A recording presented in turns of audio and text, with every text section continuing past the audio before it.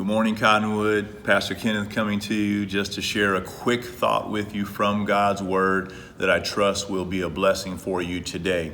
Hey, I want to encourage you to read Daniel chapter 6 today because this is where our thought is going to come from.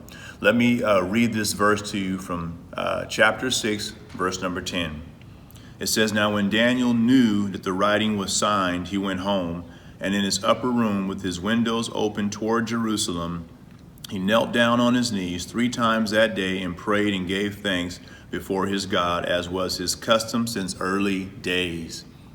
So prior to Daniel having this time of prayer with God several times in the day, there was a decree that went out that said no one in the kingdom can pray to anyone else except the king himself for 30 days. The reason this decree was out like this because these fellow governors of Daniel, 2 other men, and 120 satraps had just had this thing out against Daniel. They were jealous of him because he had this excellent spirit. He was faithful. There was no error found in him. But Daniel did what he did because it was what he always had done. And that's the focus of your thought that I want to share with you today.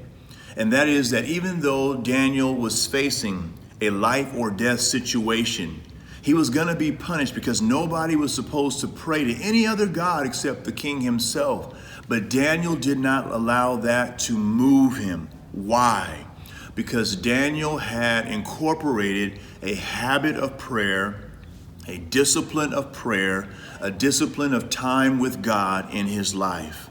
And even though things were not going to possibly be good for him and he ended up getting thrown into the lion's den, Daniel maintained his custom, his habit, his time with God, and that is what got him through the good times as well as the not so good times.